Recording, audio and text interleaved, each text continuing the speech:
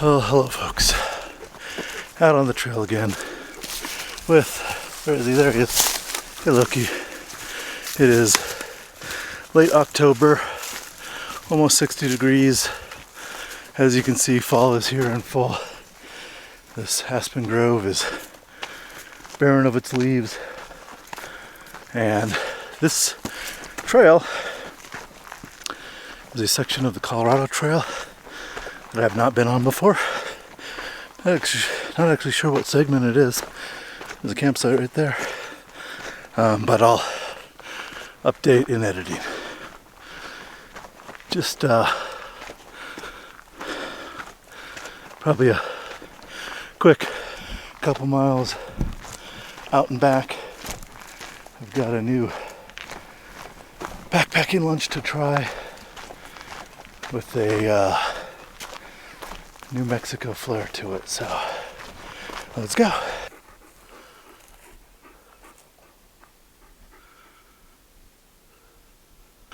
Sections of this trail are very wide. Previous logging or mining road, I suppose. And as all good Colorado trails, you kind of start straight uphill. So, uphill we go. I started kind of late start today. I think I hit the trail a little after 11. And of course, it gets darker earlier now. So, quick hike. I'm hoping to get to a water crossing or stream, but I just checked the map and it looks like all these creek crossings are seasonal and probably dried out now in the fall until we start getting melt from snow. So there is snow on the ground here in Colorado. A couple of the ski resorts at higher elevations have already opened. Keystone, I think. So, snow's coming. I can't wait to get out for some hike and cook snowshoeing trips. And another thing I'd like to do is a winter camping, maybe even a hot tent camping trip. Don't have a hot tent yet, but I've been eyeing them.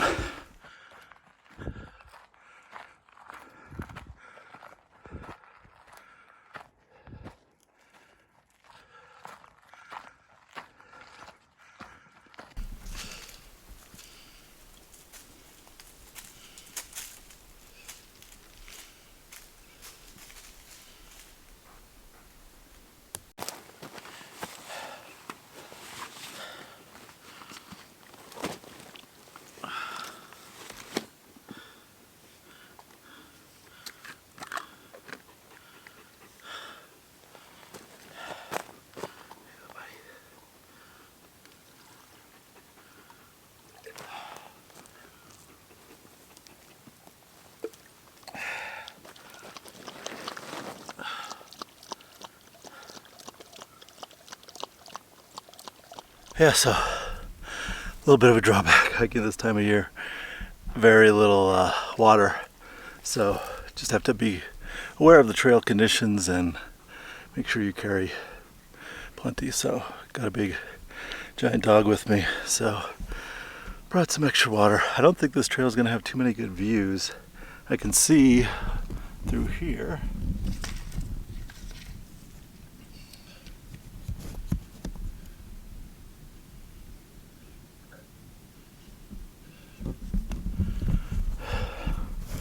See that? There's a little peak at a peak, and you see a little snow up there. Whew, man, this is straight uphill.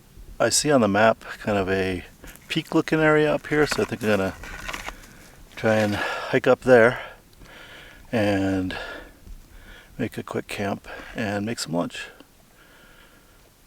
Right, Loki? Sound like a plan? Okay, let's go. So, this section of the Colorado Trail is in Pike National Forest, and then it crosses into Lost Creek Wilderness. One of these days I'll do a video on the difference between those different BLM areas, but the main thing is wilderness areas are more restrictive in what you can do than national forest areas. So a lot of national forest areas have trails, recreational, off-highway vehicle trails, motor vehicles. They allow for permitted collecting of wood and those types of activities. But wilderness areas have very few roads, don't allow, for the most part, motor vehicles. Some of them don't even allow bicycles.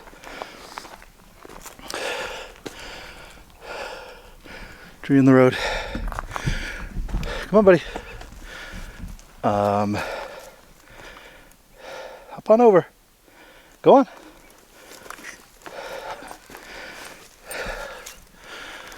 Yeah, so they're just, as the name implies, wilderness areas, trying to keep it more wild. So really used for backpacking for human uses. Backpacking and snowshoeing, cross-country skiing, that type of thing. Trying to keep the wild and wilderness. Okay, so here's the plan. As soon as I pop over into the Lost Creek Wilderness area, I'm going to see a sign, but if not, I'll use GPS. I'm going to bushwhack up the hill here. There's a little peak, and make my lunch up there. I'll take a couple other extra precautions, going, oh, there's the sign, okay. I'll take a couple other precautions. I'll show you in a second.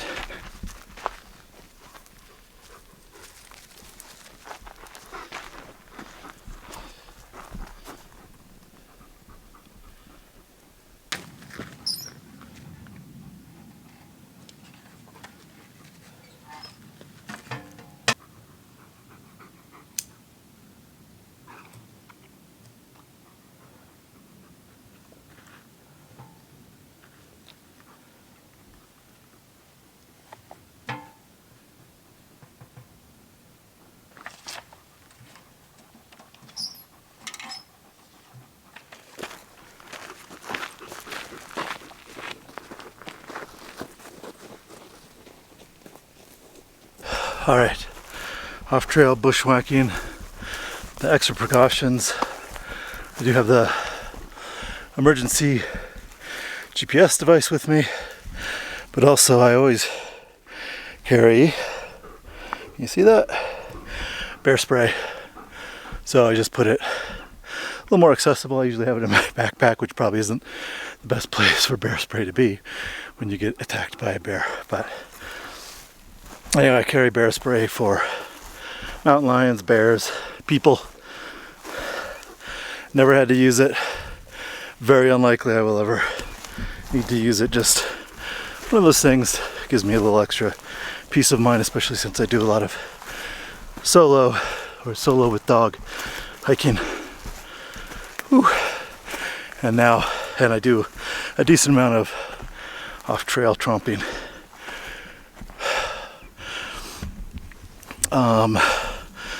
So in Colorado, there are no grizzly bears, which are more dangerous to people.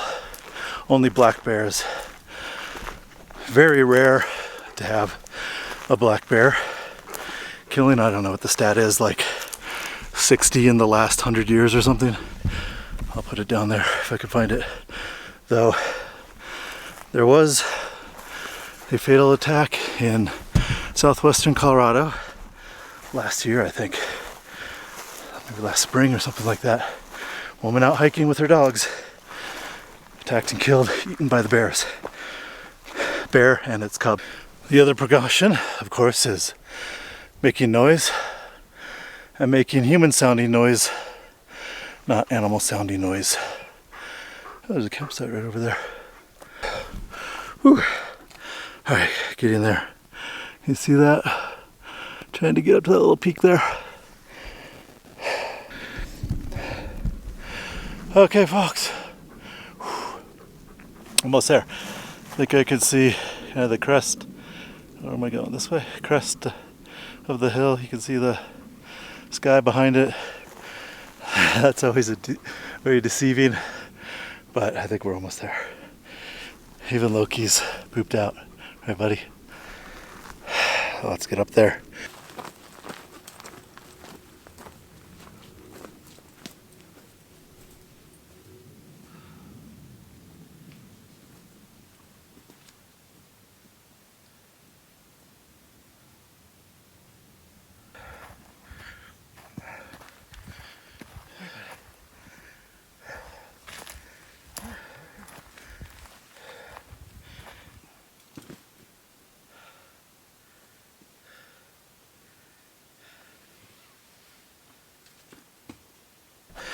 All right, found a perfect place right at the peak of this little mountain hill on the trail. I was looking around, thought maybe there'd be a campsite here or something. Surprisingly, nothing. So found a place where I have both shade and sun. Good for Loki, good for me. Let's get to making some lunch.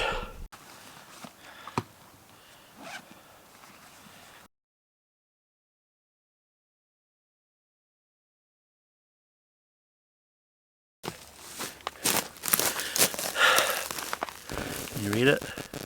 Hatch green chili mac and cheese. Yes, New Mexican hatch green chilies with mac and cheese. Backpackers Pantry out of Boulder, Colorado. So, we'll see.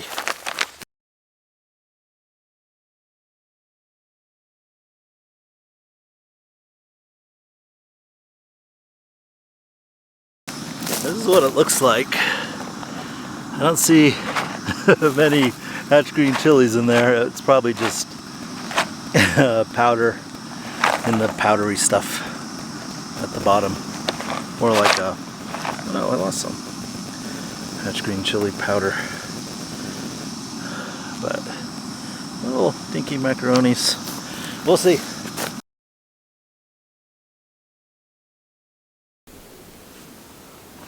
Food's ready. Let's see. Open it up. Give it another good stirring.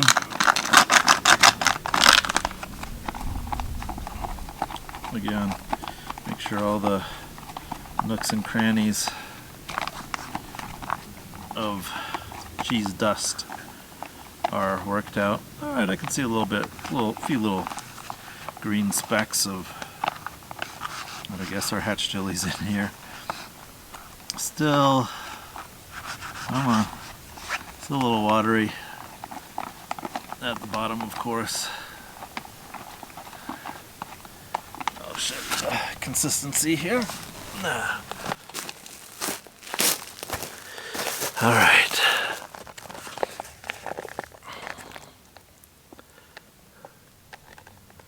There you go. Is it focusing? Or it's probably focusing on my face. Focus on this.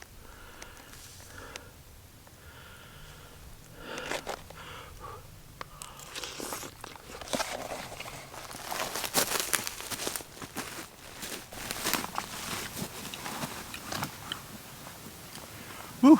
It's got a kick. Nice little kick.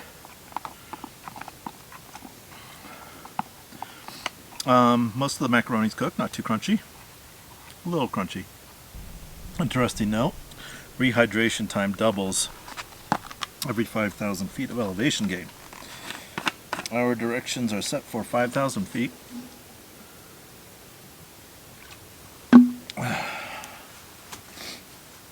So, let's check our altitude. The compass app on, the default compass app on iPhones will tell you the elevation you're at. Right, I'm at 9,230 feet, so maybe I should have let it hydrate a little longer. Good to know. Okay, well, that was actually quite delicious. The Backpackers Pantry Hatch green chili mac and cheese. Very good, very satisfying. I'd give it, how many stars are we doing? 5 or 10? 5. Let's keep it more coarse grained. I give it 4 out of 5 stars. I mean, I might even, for a backpacker meal, I would even say I'm going to reserve 5 out of 5 stars. I give it 4.5 out of 5 stars. Now I've just made it the 10-point scale. I give it 4 out of 5 stars. Delicious. Boulder. Made in Boulder, Colorado. Shop local. Buy local. All of that stuff. I'm just going to sit here and chill a little bit. You can sort of see through. Let me see if I can get you guys to see the mountains on the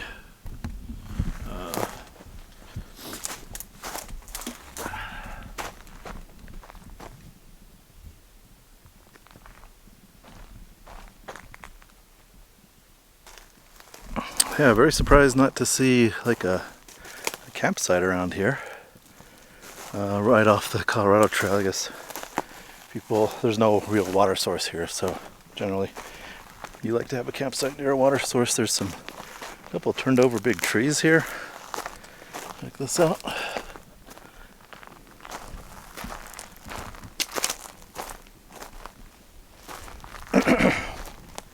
So, plenty of firewood. These giant trees knocked down.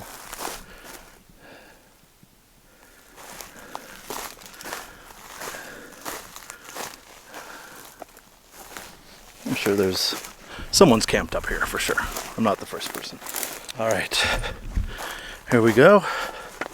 Bushwhack on out of here. I'm gonna see if we can find this old mine and see if there's any remnants at the mine along the way down here. So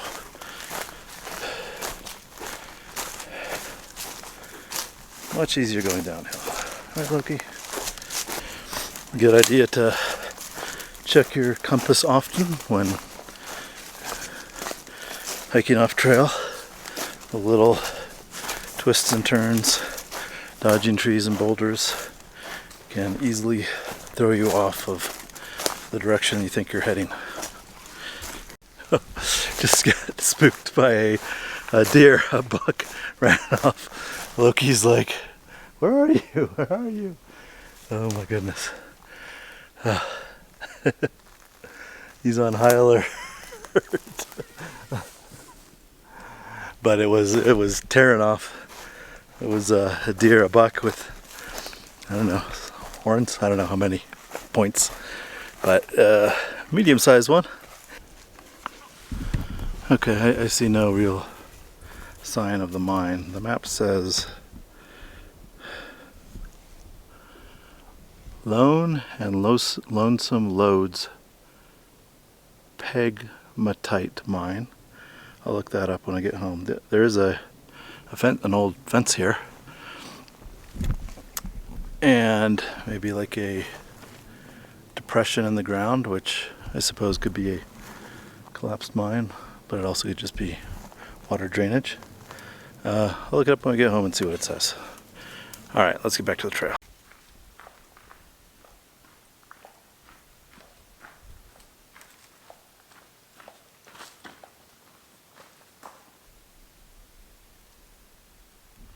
Alright, here's the trail map. You are here. Lost Creek Wilderness. All I did was this little hike here, right across the boundary into the Lost Creek Wilderness. Went up to the little hill here, back down, and out. You can see there are a lot of great trails in this area.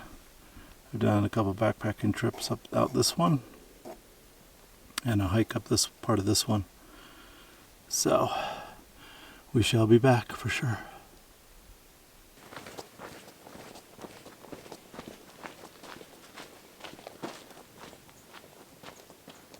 Come on, up.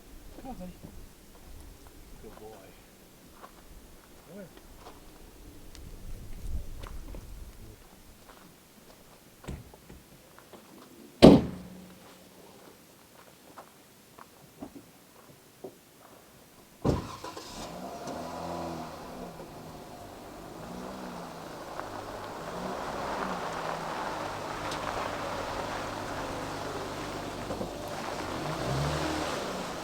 4.2 miles out and back, segment of the Colorado Trail. I think it's called the Creek Trail, that little section there. I'll put some more information on where this is and that type of thing, but a little part of Pike National Forest and into the Lost Creek Wilderness, just barely. Thank you for watching, and we shall see you on the next one.